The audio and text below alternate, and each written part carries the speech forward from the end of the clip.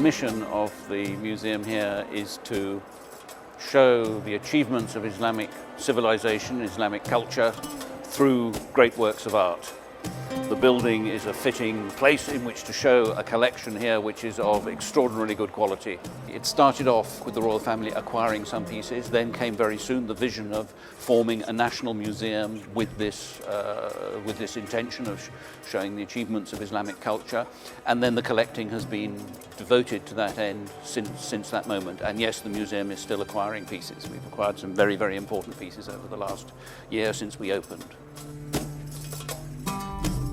I find these pieces very interesting because they illustrate, as it were, the global reach of Islamic culture and influence. These are a pair of albarelli.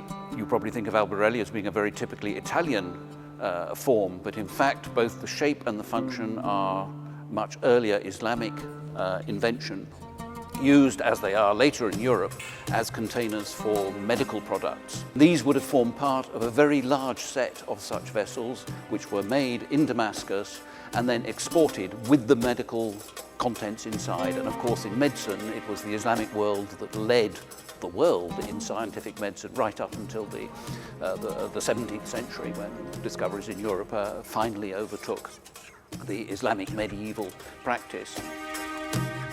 This is a bottle made of dark blue glass with enameled decoration on the top and with some gilt gold decoration, painted decoration as well.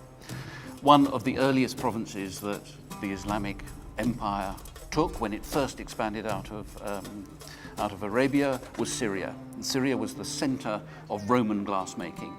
This perhaps represents one of the kind of very high points of Islamic glassmaking, with the painted enamels in the different colors and the painted gold. The essential technology, the interesting thing, is that you can run a continual line of development from glass way back in the classical world, long before the Islamic period, into the Islamic period, tremendous development then, and then further going on from that, in this case particularly into Europe, into Italy, and then later into Europe. This whole project is driven by the Emir and Sheikh Moza, who had, I think, the original vision for this and started the original collection.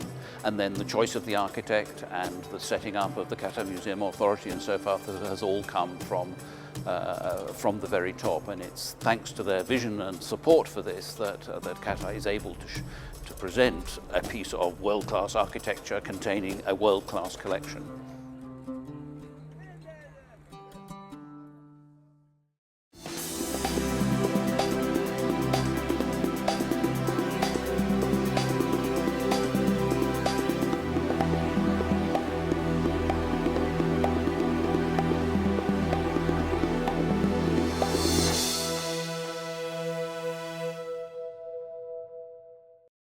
To have the chance to serve in an institution like this, a brand new museum, a brand new building of this importance and this splendor, with a collection of this quality, is something that very few people have the opportunity in a lifetime. I'm immensely privileged to be able to help in this project.